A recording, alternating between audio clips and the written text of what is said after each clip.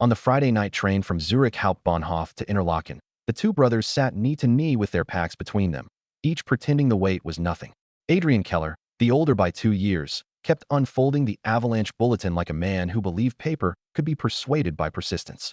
Lucas, who whistled when he was nervous, cupped his hands around a tin mug of coffee that had long since gone cold and said, "It'll be fine," as if the sentence could be an amulet.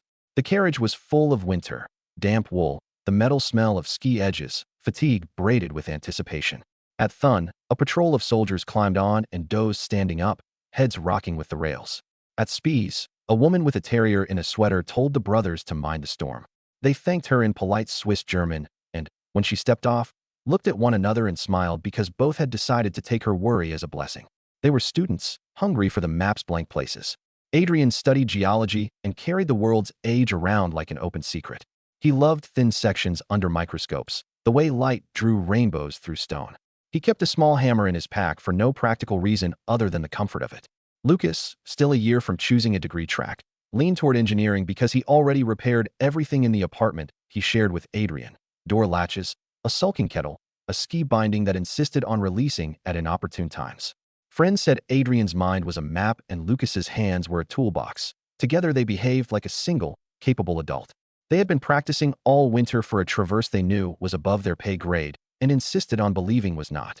In a spiral notebook now soft at the corners, Adrian had written their plan in small, careful script: Grindelwald, Glacier, Jungfraujoch approach, Bivy, traverse part of the Aletsch Firn, return by safer line. He had listed contingency points and bailout routes. Lucas had drawn little cartoons in the margin of the two of them skiing like heroes. The budget was modest: 2 student rail cards, a hut fee, bacon and chocolate, a canister of fuel rattling like a maraca. The ambition was not. They came from Lucerne and from parents who believed in early rising. Their father, a postman who knew the town's every stair, taught them snow has moods and letters don't deliver themselves. Their mother, a primary school teacher, taught them that curiosity is a discipline and kindness is a skill. The brothers fought like brothers but quarreled with clean edges, arguments that started and ended without poison. When they were 10 and 8, they skied beyond the roped area at a family resort and came home with cheeks on fire and the guilt of discovery fluttering in their chests. When they were 12 and 10, they slept in the backyard in January just to prove the rumor of hardship to themselves. When they were 16 and 14, they bought their first rope with pooled pocket money and braided its coils over their shoulders like medals. On Saturday, February 8, 1992, the Bernese Oberland woke to a sky that had been shined like a boot. At Grindelwald, the air pinched noses and rang in the lungs. The brothers signed into the hut log at 7:12 with Lucas's exuberant hand. Keller X2. The warden, who had learned to make portraits out of the way people stood while they wrote their names, would later say he liked them immediately, that the tall one's caution and the younger one's spark made a comfortable sum. "Watch the weather," he said, "because wardens always do." Adrian nodded, because he had already watched it twice that morning.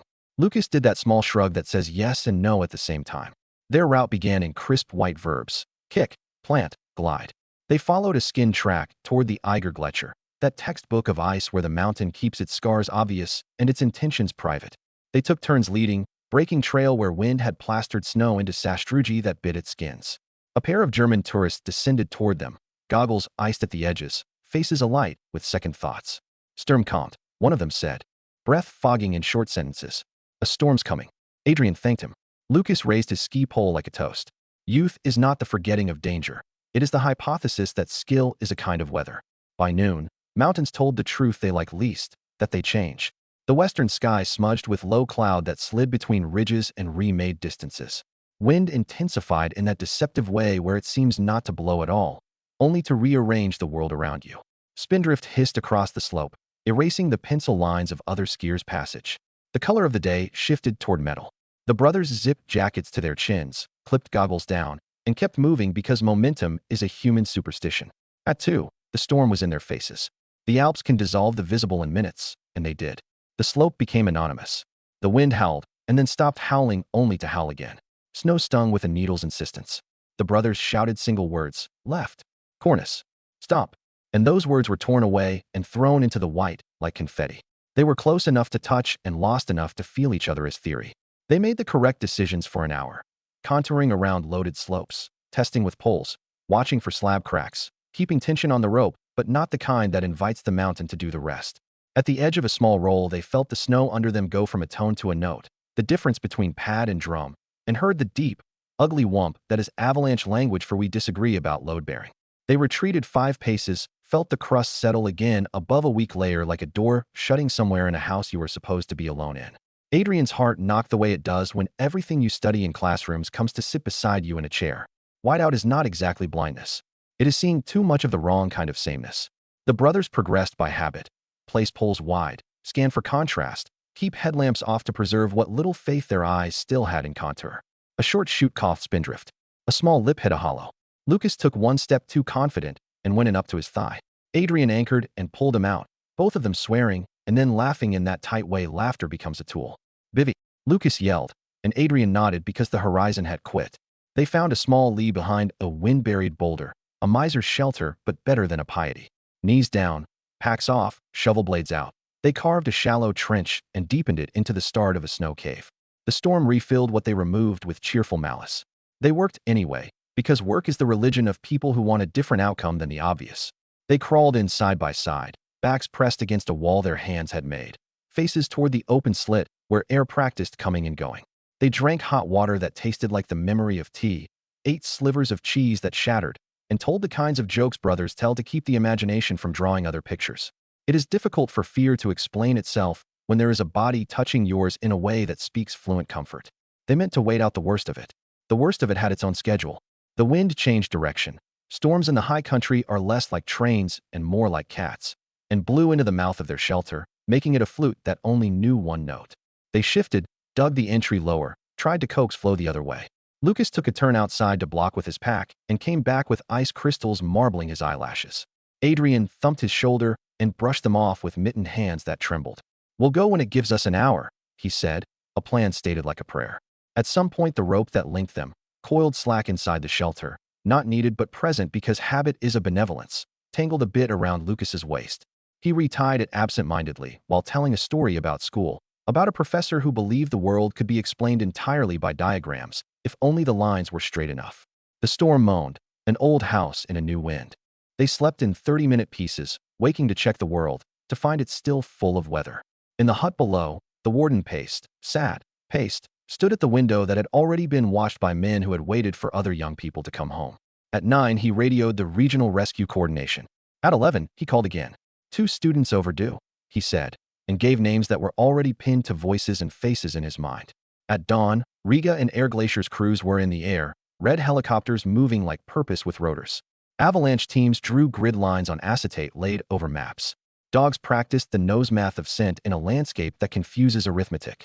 The newspapers ran a small paragraph on the second page. 2 missing, storm, search underway. The photograph was stock, a helicopter with the mountain reduced to background, orange jackets moving like punctuation in white text. The first day, they found the broken tip of a ski below a wind lip where a small slide had already consolidated into a smooth concrete of accusation. On the second, a half-ski pole with the strap still stiff. On the third, a sun-blistered glove that had no memory of hands. The storm left and returned as if it had business elsewhere, and then remembered something it had forgotten to say. The searchers flew the obvious basins and then the less obvious ones. They lowered men on lines into openings that looked like mouths and were convinced by rock walls that swallowed sound. They shouted the brothers' names into the Alpine grammar where echoes produce wrong hope. They mapped debris fans the way a forensics team maps blood. They made coffee and drank it without tasting and accepted sandwiches from women who had no time to be saints and were saints anyway. Adrian and Lucas, alive for a while inside a radius that shrank as the storm borrowed their heat and gave back cold, faced what all backcountry people must consider and few bring themselves to say.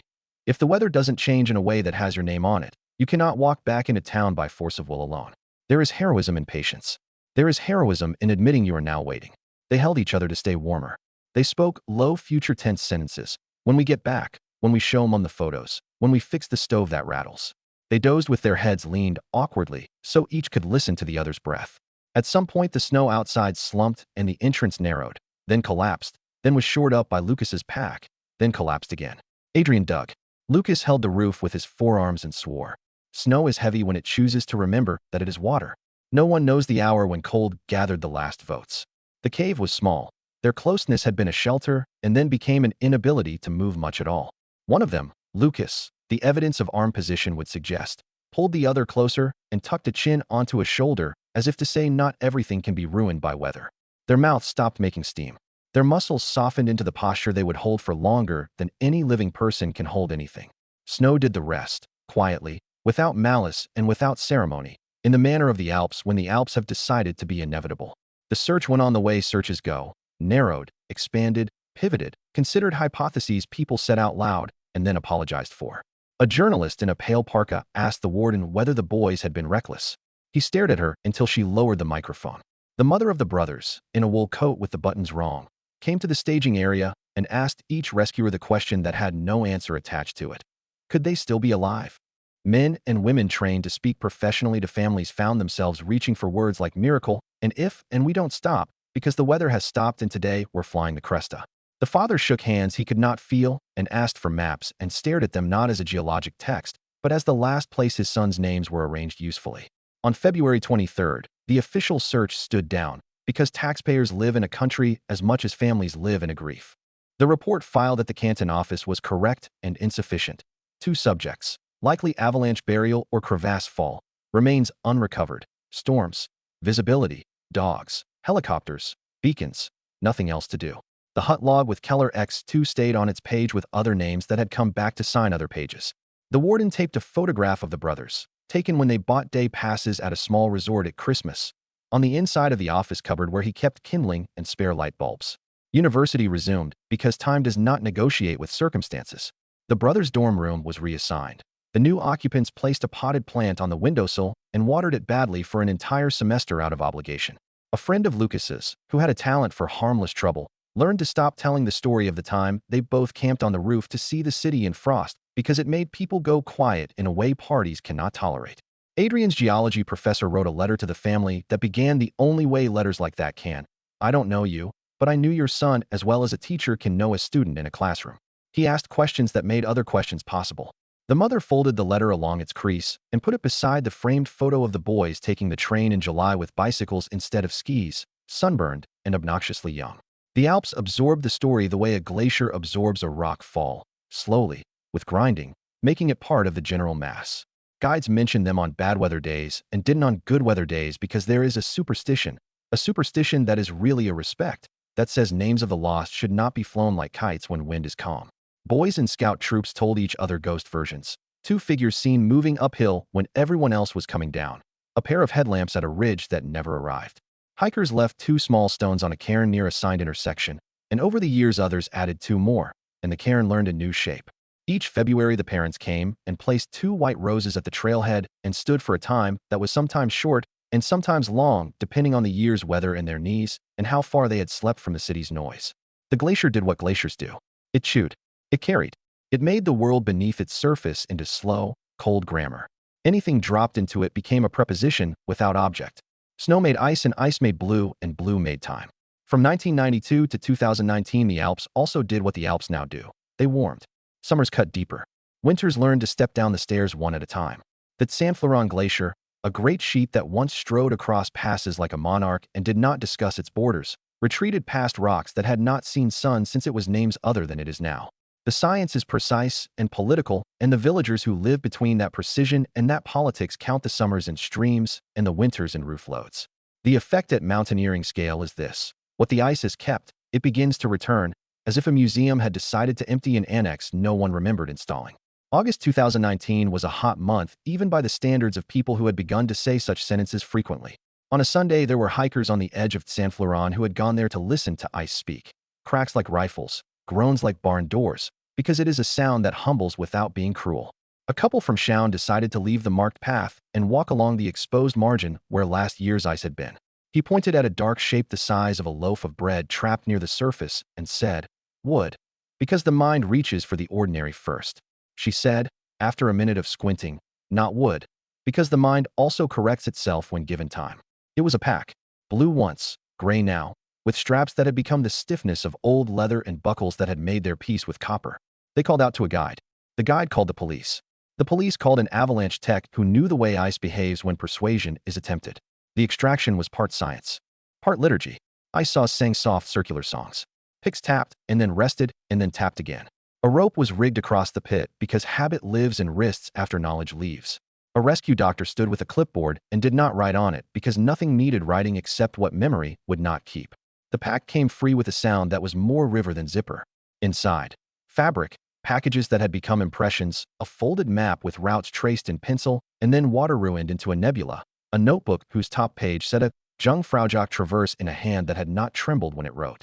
A wallet with a student card whose photo had faded toward anonymity, but whose name had not. Adrian Keller. The text did not say, "Oh," aloud on purpose. The O climbed out by itself. The hole widened slowly because the ice granted access like doors that open only after a pause long enough to ask whether the visitor is polite. First a sleeve the color of meltwater, then the suggestion of a shoulder, then bone as geometry rather than morbid theater, then another, parallel, too close to be coincidence. People have described tragedy in many ways and have failed in most of them. This discovery resisted melodrama by arranging itself in a posture not even cynics want to mock. Two bodies preserved by cold, side by side. The smaller held partly inside the curve of the larger's arm, the way one person tucks another person in and is tucked in by the act. The oxygen above the pit went thinner than physics could account for, and all present adjusted their breathing without noticing. Forensics and ice is patient. The Canton's police put up tape because tape is the kingdom's way of reminding itself it has process. A pathologist with frost on her scarf knelt and saw what anyone could see. Boots laced as if the end had not been an interruption, metal buckles oxidized to green. Well, that had refused to understand it no longer had a job. Teeth, intact and chatty in the way teeth are when they had belonged to university students. She said the thing pathologists say when the obvious deserves the dignity of naming. Two adult males, young. A gendarme held his cap under his arm and stared as if not staring could make the scene less courtesy demanding. News moved as quickly as news moves when it is both sad and stately. Swiss outlets ran with restrained headlines. Remains found in San Fleuron believed to be missing brothers from 1992. Photographs showed the ice pit, the bright jackets of professionals scaled against the cool blue of centuries. The public read and was chastened. The villages up valley shook their heads in the way people shake their heads when a story has decided to finish telling itself. In Zurich, a retired postman felt the floor go out from under him in a familiar 27-year-old way and then reassemble itself around a new contour. His wife took the call with a voice that had not been young even when she had been young, and thanked the officer who had been given the gentlest sentence the job can require. "We believe we have found your sons." Identification came the way identification comes in a country that keeps records with tidy pride. Student cards, dental comparisons, DNA that, when given polite opportunity, stepped forward to say yes, that is who you think it is, a notebook with Adrian's cautious hand, a pack with Lucas's needless extra length of cord, and a comic he had drawn of a hut warden using a spoon like a baton. The pathologist wrote her report with the precision of a person who knows the living will read it and measure their next years by it. No evidence of trauma inconsistent with hypothermia, clothing appropriate for conditions, likely shelter attempt, cause of death consistent with exposure. She did not write the only sentence everyone believes anyway, that they had died in a manner that permitted them to complete as much of their last duty to each other as time allowed. The brothers were returned to their parents in a way that language has no good verbs for. A small room, a table, two wooden boxes too light for the love assigned to them. The father put his hand flat on both at once, because he had two hands and two sons and also because he wanted to keep them from moving. As if movement were still the danger. The mother pressed her cheek to the smoothness of one box, and then the other. She had imagined this moment as a volcano and discovered it was a glacier, not heat, but slow pressure, weight distributed wide and down into old earthquakes. Together, she said, as if she had won a small suit in a court that does not often hear such cases.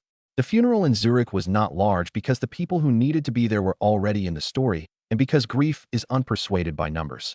The brothers were buried under one stone with a line that refused theology and yet passed as a prayer, together in the mountains they loved. Friends from university who had graduated into mortgages and children and back pain stood awkwardly in suits and spoke about how Adrian had made group projects less stupid than they were and how Lucas had made Tuesdays feel more like Fridays. The geology professor, older and gentler, said words about deep time that did not clang, and the engineering faculty sent a wreath shaped like a compass with the end missing, as if to acknowledge there are directions we do not command. A mountain guide came and stood a little apart from the clumps of mourners and cried directly, efficiently, like a man who knows you cannot postpone certain weathers. In the days afterward, articles did what articles do. They taught the public to nod at facts.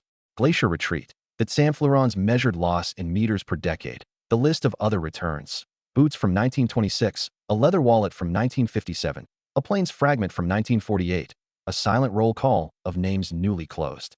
The newspapers were careful not to step on the family's bones with metaphors. A television crew asked the mother what she felt. She said they were together, and the crew put down their cameras because they had enough sense to realize that was the answer and there was nothing to edit. If the story had stopped there, it would have been a complete story. Mountains resist more than that. But stories with brotherhood at their center tend to find epilogues in the activities of those who remain. The hut warden, older now, placed a copy of the 1992 logbook open to Keller X2 beside the new ledger and a small laminated card asking people to sign their names legibly and to please check the weather twice. A young group of climbers in 2020 carried 2 white roses to the trailhead on the anniversary and then carried them a kilometer up the route because leaving roses at the bottom suddenly felt like not enough.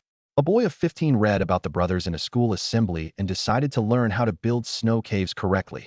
The next winter, when his scout troop wandered into a whiteout on the Brienz-sur-Rothorn, his competence located them a room in the snow fast enough to quote from later. Every spring since the discovery, when the melt line slides north exposing last year's secrets and making this year's promises, hikers walk the edge of Saint Florent and speak in low registers that have nothing to do with the glacier's literal volume and everything to do with the weight it bears. They stand in front of the pale scar in the ice where the pit was, if they can find it, and they do the thing that humans do when confronted with a place where a mystery underwent its last change. They leave tokens. A compass, a postcard from Zurich with "We Remember" on it, a length of blue cord of the sort Lucas would have overpacked, a sketched map by someone who cannot draw but tries anyway. The wind rearranges these offerings. The ice absorbs them. The ritual remains. What, finally, is given back to the living when the mountains return the dead? Not lesson in the thin educational sense, and not closure in the sense planners wish they could buy in bulk. Something like proportion. Something like the reminder that there are projects, brotherhood, weather, time, for which we are not managers, and in which our best selves are the ones who can say let's rope up and check the cornices and stop, breathe, we are too. The brothers' last act was not rebellion against the mountain. It was fidelity to one another. If there is redemption in a place that does not issue receipts, it is there. The posture of 2 people who leaned toward each other when leaning away would have been the same as leaning into a void. The Alps continue their old habits. In February, storms drag sheets across the peaks and let go of them with the boredom of gods. In April, the snow becomes snowmelt and the creeks learn again how to sound like sentences with exclamation points. In August, ice size. In cafes, people discuss route conditions with strangers whose faces are already becoming the future faces of people who will rescue or be rescued, or write names in books, or sign their names with impatient handwriting that makes wardens frown fondly. It is a country that knows how to hold tragedy without making it into a billboard. Under every polished chapel floor and every neat cemetery, the rock says what rock always says, that your stories are short and important, and my story is long and not more important, and we can coexist with dignity if you remember to tie the right knots. On a wall in the Keller's parents' flat, in a corridor between the kitchen and the small balcony where a tomato plant does what tomato plants can be coaxed to do in a city, there is a framed photograph. It shows 2 boys at a train platform in July, shirt sleeves, bicycles, grins that would be obnoxious on anyone else, but which, on them, signal relief from winter's demands. Next to it, there is a more recent photograph in which the parents stand together at a trailhead, holding 2 roses. In that one, the father's mouth is set as if saying no to a salesman. The mother's eyes are red and exactly as young as they were in the earlier photograph. A visitor, pausing, might find the arrangement cruel. The mother will say, if asked, that it is correct to be reminded that time keeps more than one kind of book. Somewhere in the hut systems network, one of those places where the bunk mattresses have learned the dreams of generations and the hot water works for longer than it has to, someone, most winters now, makes a pot of coffee and sets out 2 mugs and tells a new crop of students the Keller story. The telling is not overlong and not embellished. It includes the practical things, the avalanche bulletins, the way the storm turned, the tactical errors, and the choices that still win nods from professionals. It concludes, quietly, by describing how the bodies were found. The young people, not yet sure which lessons go how deep in which parts of them, grow silent in a way that means a seed has been planted. Then they clap each other on the shoulders and go outside and kick into their bindings and push off into a day that, if they are lucky, will be entirely ordinary. They climbed the mountain together. They did not come back down. Decades later, the glacier returned them in the only embrace that never loosens. The rest, the rescue logs, the headlines, the statistics about ice, is context for that single, stubborn fact. If love is a weatherproof thing, it is because of stories like this one.